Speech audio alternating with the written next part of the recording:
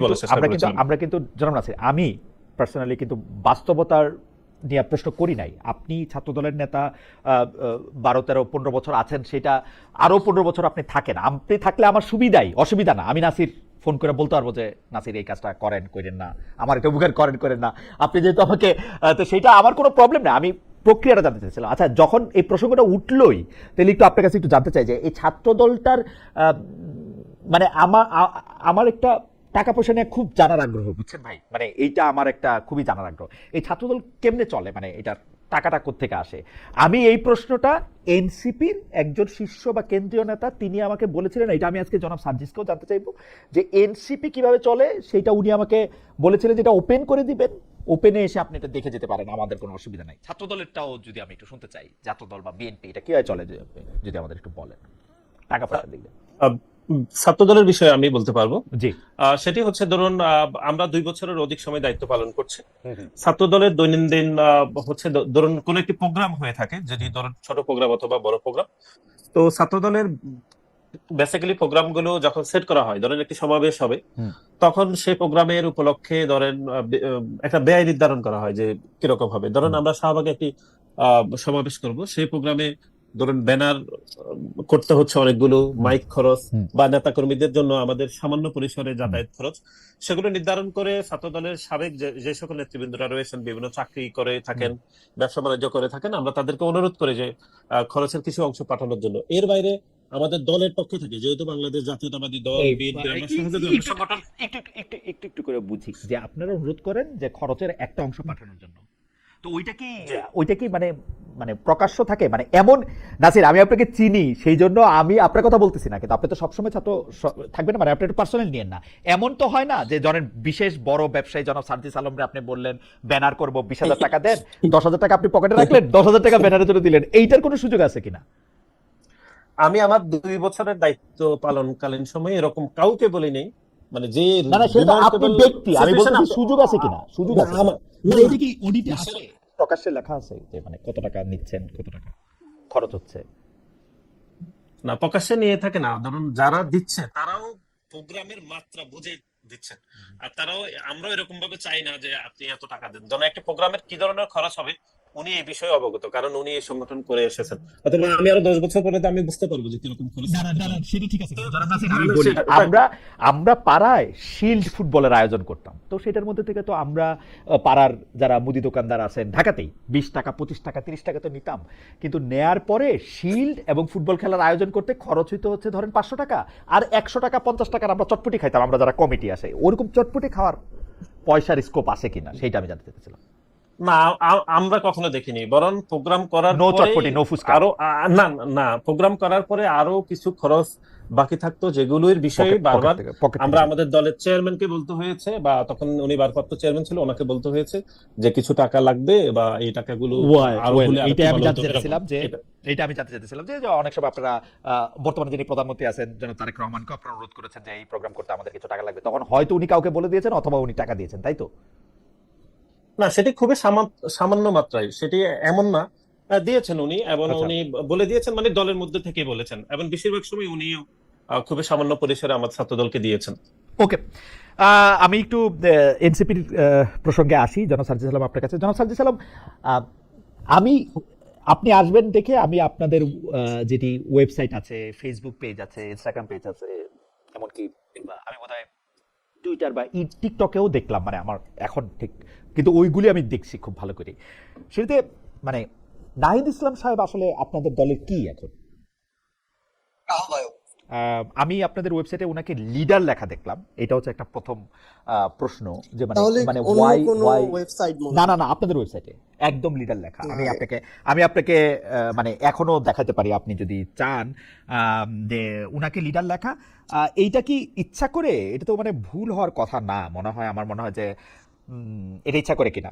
যাই হোক, না এটাও না এটাও ভাই, এটাও এটা বড় প্রশ্ন অবশ্যই না, আহ্বায়ক। এটাও বড় প্রশ্ন না। আমার একটা যে ব্যাপার জানার প্রশ্ন হচ্ছে 2025-এর 27 ফেব্রুয়ারি পরে এই নিয়মিত কাউন্সিল না হয়ে এটা এখনো আহ্বায়ক কমিটি কেন, মানে নিয়মিত কাউন্সিল হতে অসুবিধা কোথায়? আচ্ছা, আমাদের এটা একদম গঠনতন্ত্রে স্পষ্টভাবে ছিল, এবং এটা আমাদের যেটা জিএম মানে কেন্দ্রীয় কমিটির যেটা সভা, সেখানে সিদ্ধান্ত হয় যে আমাদের আহ্বায়ক কমিটিটার মেয়াদ হবে আহ, পরবর্তী কাউন্সিল হওয়ার পূর্ব পর্যন্ত সেই এবং পরবর্তী কাউন্সিল হওয়ার জন্য আমাদের কাউন্সিলে আমরা একটা মানে গণতান্ত্রিক যে ধারাটা, এটা শুধু কথায় না কাজেও যেন আমরা কাজে লাগাতে পারি, এটার জন্য আমরা কাউন্সিলর ঠিক করেছি। কেন্দ্রীয় কমিটির সবাই কাউন্সিলর মানে ভোটার। হুম। জেলা কমিটির টপ 5জন লিডার থাকবেন, জেলা কমিটির টপ 10জন লিডার থাকবেন ভোটার, আর উপজেলা কমিটির টপ 5জন লিডার থাকবেন ভোটার। তো আমাদের এটা সর্বশেষ আরেকটা জিএম হয়েছে 1 বছর পার হওয়ার পরে, কিছুদিন আগে নির্বাচনের পরে, যেখানে সিদ্ধান্ত হয়েছে যে আমাদের আগামী ডিসেম্বরের মধ্যে আমাদের এই কাউন্সিলর ফরমেশন, মানে কি আমার একই সাথে কমিটি ফরমেশন করতে হবে, তাহলে কাউন্সিলররা কমপ্লিট হবে। ডিসেম্বরের মধ্যে আমাদের এই কমিটিগুলো কমপ্লিট করতে হবে এবং জানুয়ারি মাসে আমাদের আগামী যে কাউন্সিল হতে যাচ্ছে এই সিদ্ধান্ত এখন এটা মনে করেন পর্যন্ত যে নেওয়া এরকম হয়ে গিয়েছে। মনে করেন আরো বছর খানেক লাগবে এই কমিটিটা হতে, তাই না? না, বছর খানেক লাগবে না, এটা আমাদের সর্বোচ্চ আর 3 মাসের মধ্যে আমাদের কাউন্সিলররা হয়ে যাবে, কারণ সাংগঠনিক দায়িত্বটাতে আমি আছি। ওকে। আগামী 27 জানুয়ারিতে আমাদের কাউন্সিল হবে, প্রথম কাউন্সিল। আমার মনে হয় যে জনাব সাজিদ সালাম, আপনি একটু দেখতে পারেন ন্যাশনাল সিটিজেন পার্টি BD.com এ লেড বাই বলা আছে নাহিদ ইসলাম ব্র্যাকেটে লিডার, আর আক্তার হোসেন সেক্রেটারি, উনি সদস্য সচিব, এটা মেম্বার সেক্রেটারি হওয়া উচিত। এটা কোনো মানে পরিবর্তন কিনা আমি জানি না, মানে কেন এটা হয়েছে এটা জানি না। আমি আমি আমি আমি আমি পরবর্তী আমি আসলে সর্বশেষ যেটাতে দেখেছি জি ওই জায়গাটাতেও সবকিছু ঠিক ছিল। আমি জানি না আসলে আলাদা চেক করা হচ্ছে কিনা, আমি এটা শেষে আমি আমার মনে হয় যে এটা কোনো পরিবর্তন হলো কিনা আমি জানি না।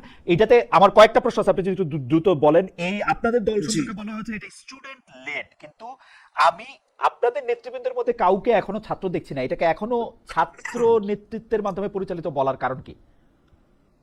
না, এটা কোথায় আছে স্টুডেন্ট লেড? এই যে আমি এটা আমি আপনাকে বলি, ন্যাশনাল সিটিজেন পার্টি BD.com, এই পার্টির বৈশিষ্ট্য লার্ন মোর অ্যাবাউট আস, এটাতে যদি আপনি দেখেন এটাকে লেখা আছে student led, rights focused, citizen driven, inclusive. আমি বাংলা পাইলে সুবিধা হইতো, কিন্তু এটার মধ্যে বাংলা না, এটা ইংরেজিতেই আপনারা লিখছেন অ্যাবাউট ন্যাশনাল সিটিজেন্স পার্টি।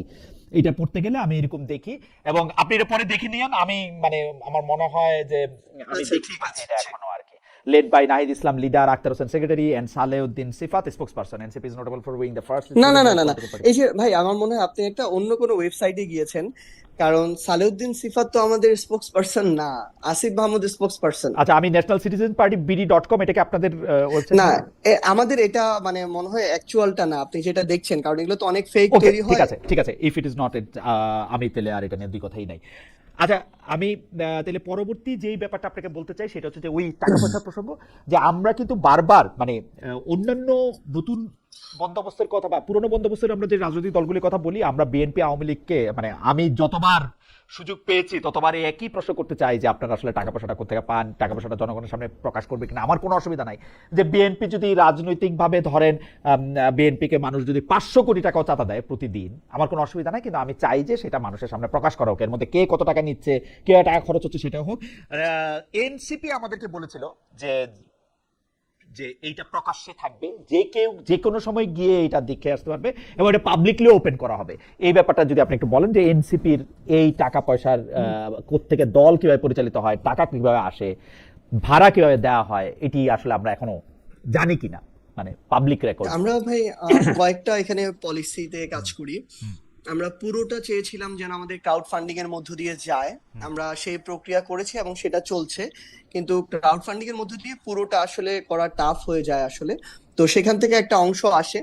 পাশাপাশি আমাদের পার্টিতে এখন অনেকগুলো উইং আছে, যেমন ডক্টরস অ্যালায়েন্স আছে, তারপর টিচারদের উইং আছে, ইঞ্জিনিয়ারদের উইং আছে, লয়ারদের উইং আছে, বিজনেসম্যানদের আলাদা উইং করেছি। আমরা এই ধরনের অঙ্গ সংগঠন অনেকগুলো, আমরা মানে পেশাদার যে সংগঠনগুলো আর কি, এই প্রফেশনালস যে অ্যালায়েন্স গুলো, এগুলো অনেকগুলো আমরা তৈরি করেছি। এবং আমাদের ডায়াসপোরা যেটা আছে, দেশের বাইরের প্রবাসীদের সংগঠন, এই জায়গা থেকে আমাদের মোটামুটি একটা ভালো সহযোগিতা কন্ট্রিবিউশন পার্টির জন্য আসে। আরেকটা হচ্ছে আমাদের মাঝে মাঝে যখন বড় প্রোগ্রাম হয়, বড় প্রোগ্রামের সময় একটু একটু বুঝে বুঝে যায়, মানে আপনারা যারা পেশাজীবী যারা আছেন তারা আপনাদেরকে চাঁদা দেন। এটা কি জামায়াতে ইসলামের মতো ধরেন আয়ের একটা নির্দিষ্ট অংশ আপনারা নির্দিষ্ট করে দিয়েছেন যে ধরেন আমরা 5% বা 10% 8% না, এরকম কিছু না। যিনি যত পারেন ভালো দেন? তো যিনি জি। ভালো দেন জি। তারে কি জনাব সার্জিস আলম এই কথা বলেন যে আপনি ভালো টাকা দেন তাহলে আপনাকে ওই কমিটির সভাপতি বানিয়ে দিচ্ছি, এটা কি বলে? না না না, এটার কোনো সুযোগ নাই আসলে ভাই। নাই? কারণ আমাদের ফাইন্যান্সের দায়িত্বে আলাদা একটা কমিটি আছে আর সাংগঠনিক দায়িত্বে আলাদা কমিটি। ধরেন আমি সাংগঠনিক জায়গাটা দেখি, আমার সাথে ওইটার কোনো সম্পর্ক নাই, আমি ওটা জানিও না।